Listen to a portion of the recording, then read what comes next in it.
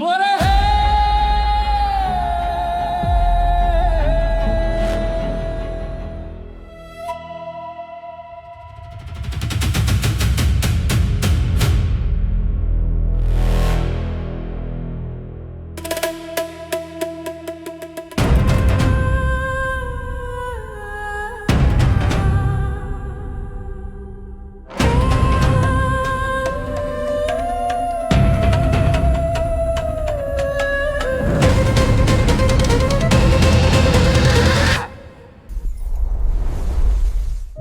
शुरुआत होती है एक ऐसे क्षण से जहां नागलोक की शांति हमेशा के लिए टूट चुकी थी।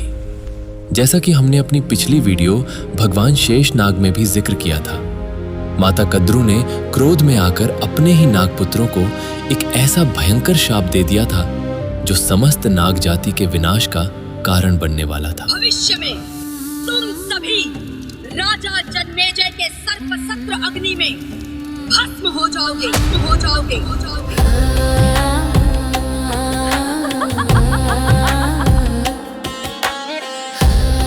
मैं इसे सहन नहीं करूंगा।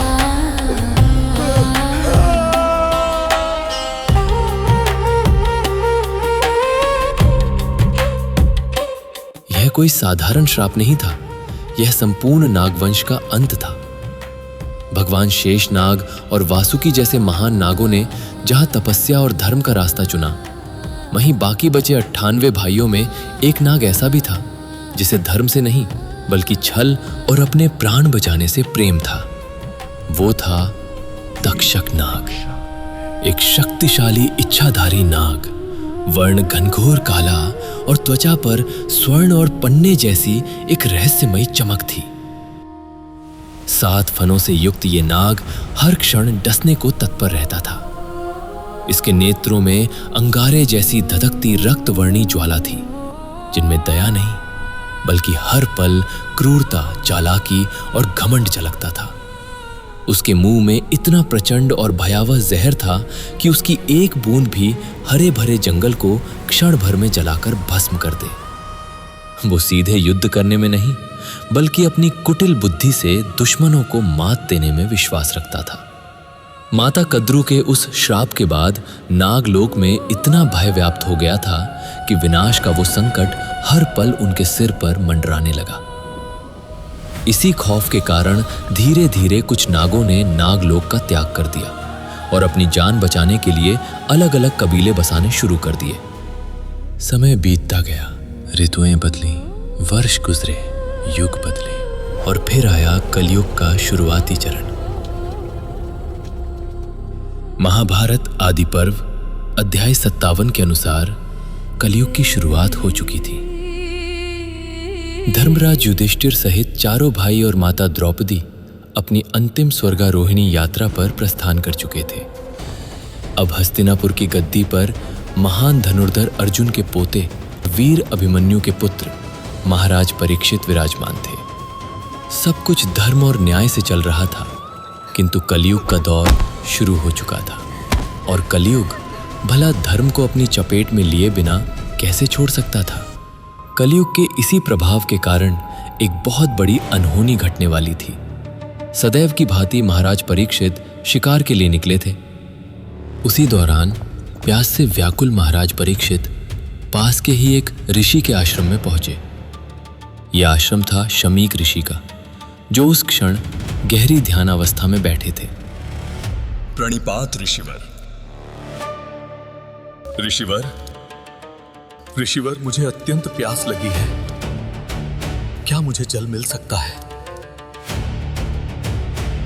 परीक्षित ने बारंबार ऋषि को पुकारा, लेकिन ध्यान अवस्था में होने की वजह से शमीक ऋषि ने राजन की बात को अनसुना कर दिया।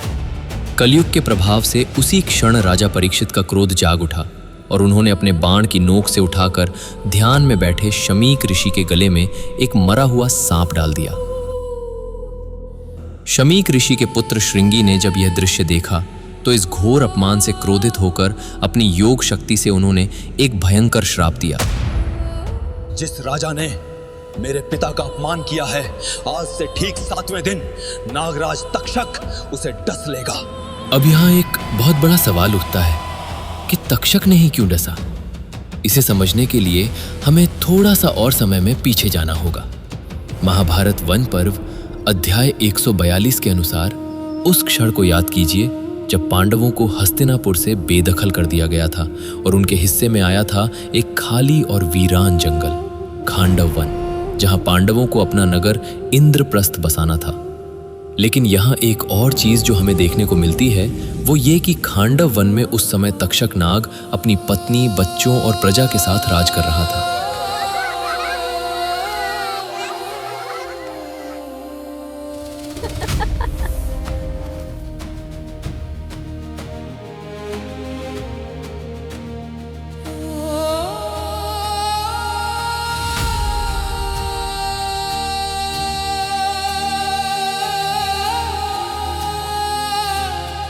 इंद्रप्रस्थ के निर्माण के लिए अर्जुन ने संपूर्ण वन को अग्नि की भेंट चढ़ा दिया। तक्षक तो किसी तरह बच निकला, लेकिन उसकी पूरी प्रजा नष्ट हो गई।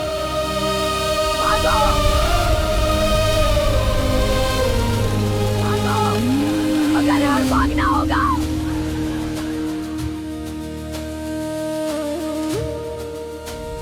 कुछ स्रोतों और कथाओं के मुताबिक ऐसा भी बताया जाता है कि उस भयंकर आग में तक्षक नाग की पत्नी और उनके बच्चे भी अग्नि की भेंट चढ़ गए थे।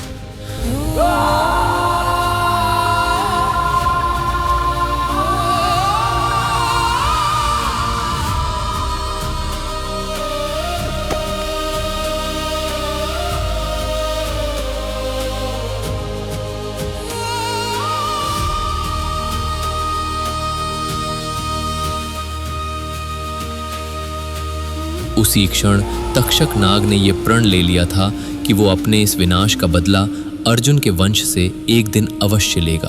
आगे तो आप जानते ही हैं। इस दुश्मनी की गहराई में ज्यादा ना उतरते हुए अब हम चलते हैं वापस उसी क्षण में जहां महाराज परीक्षित को ऋषि द्वारा श्राप मिल चुका था। दूसरी ओर तक्षक के पास अब सबसे सही मौका था या यूं कहे कि ऋषि के इस श्राप ने उसे अपने खानदानी प्रतिशोध को पूरा करने के लिए भाग्य का एक दैवी हथियार दे दिया था।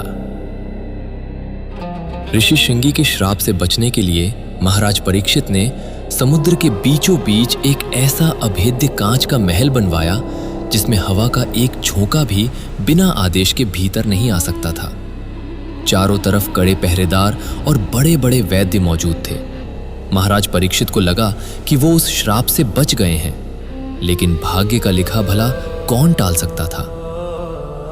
एक दिन बीता, दूसरा बीता, तीसरा और फिर छठा दिन भी बीत गया और फिर आई 7वें दिन की वो शाम। सूर्यास्त होने में बस कुछ ही पल शेष थे।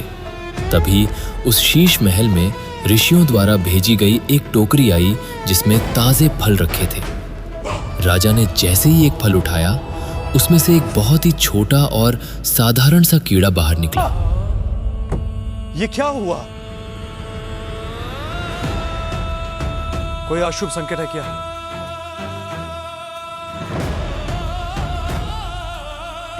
सूरज तो लगभग ढल ही चुका है। अब क्या ये कीड़ा ही मुझे डसकर तक्षक का वो श्राप पूरा करेगा? लेकिन अगले ही पल वो छोटा सा कीड़ा एक अति विशाल और भयानक नागराज तक्षक में बदल गया।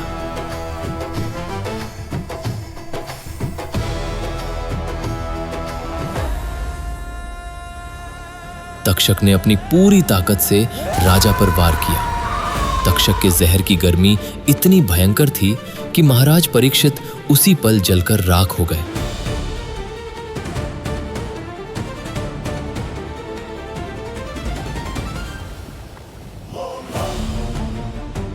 तक्षक जीत गया था। उसने वर्षों से अपने भीतर धधक रहे उस प्रतिशोध को आज पूर्ण कर लिया था, जिसकी आग खांडव वन के विनाश से सुलग रही थी। लेकिन उसकी यही विजय न केवल तक्षक नाग के लिए अपितु समस्त नाग जाति के विनाश की शुरुआत बन चुकी थी। ये क्षण इस पूरी कथा का सबसे बड़ा टर्निंग पॉइंट था। तक्षक ने तो अपना प्रतिशोध ले लिया था, लेकिन अब प्रतिशोध की बारी थी महाराज परीक्षित के पुत्र राजा जन्मेजय की।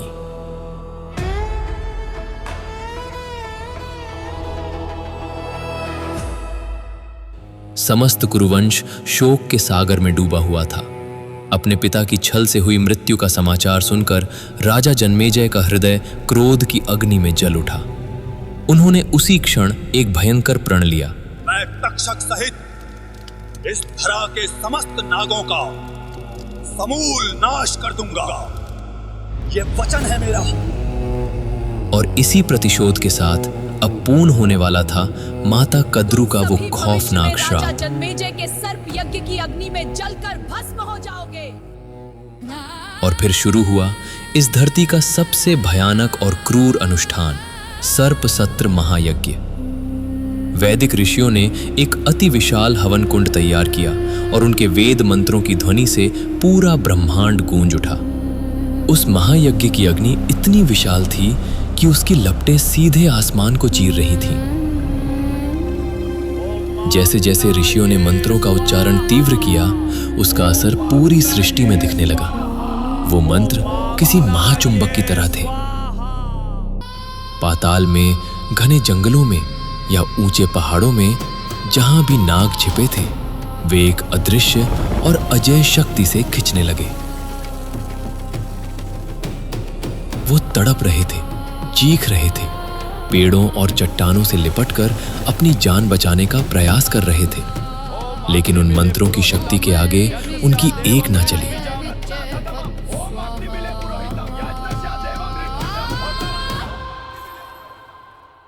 आकाश का वर्ण भयानक रक्तवर्णी हो उठा और फिर बादलों से जल की नहीं बल्कि आसमान से सीधे दहकती अग्नि में बेबस नागों की वर्षा होने लगी। माता कद्रू का वो शाप आज पूरी तरह से फलित हो रहा था और लाखों की संख्या में पूरी नाग प्रजा भस्म हो रही थी। लेकिन उनका राजा तक्षक कहाँ था? जो तक्षक कल तक अपने विष और ताकत पर घमंड करता था, आज वो मृत्यु के भय से कांप रहा था। अपनी जलती और चीखती हुई प्रजा को छोड़कर तक्षक अपने प्राण बचाने के लिए सीधा स्वर्गलोक भागा।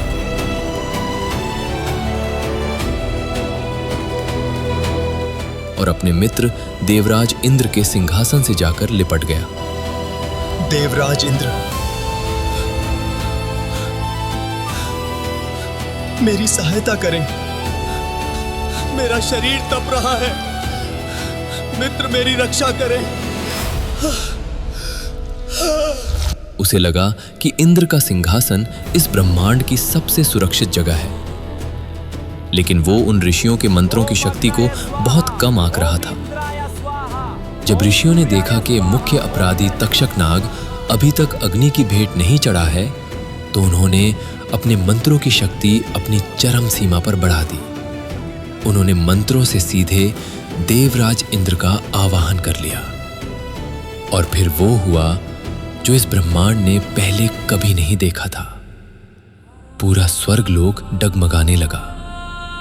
तक्षक जिस सिंहासन से लिपटा था, वो सिंहासन स्वयं तक्षक और देवराज इंद्र आसमान से सीधे जन्मेजय की उस भयंकर आग की तरफ खिंचने लगे।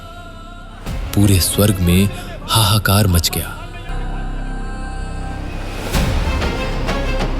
देवराज इंद्र भी उस यज्ञ की आग में भस्म होने वाले थे। जब देवराज इंद्र समझ गए कि अब मृत्यु निश्चित है, तो उन्होंने तुरंत तक्षक को अपने सिंहासन से विरक्त किया और उसे नीचे उस दहकती आग में धकेल दिया।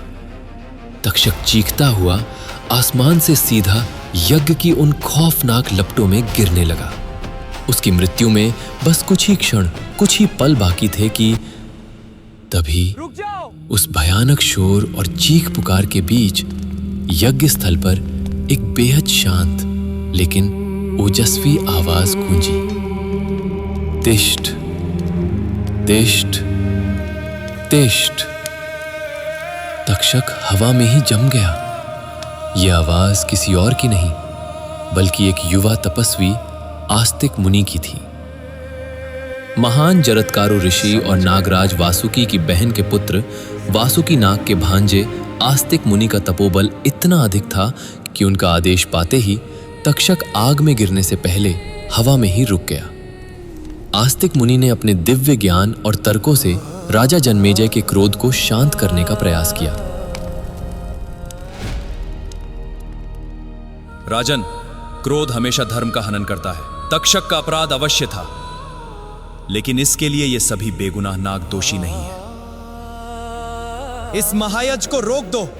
पिता की मृत्यु का प्रतिशोध लाखों बेगुनाह नागों की जान लेकर नहीं चुकाया जा सकता। यह अधर्म है। ऋषिवर, तक्षक नाग ने जो छल किया है, यह उसी का परिणाम है। कृपया आप मुझे ना रोकें। जो कुछ भी घटित हुआ वही नियति थी, उसे स्वीकार करो। सर्पसत्र महायज्ञ के इस नरसंहार को यहीं विराम दो।